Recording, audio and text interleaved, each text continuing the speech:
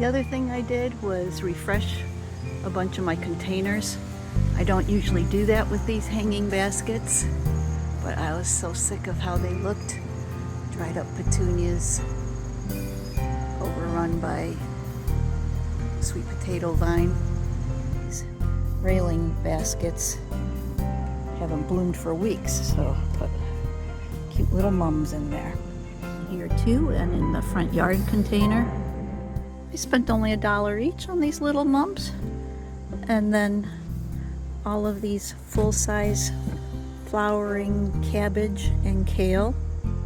8 of them were only a total of $2.50 because I bought them as seedlings. 4-pack, 4-cell pack for $1.25 at Old House Sunrise Nursery. Potted each one into a larger container in the spring so they would grow to full size over the summer.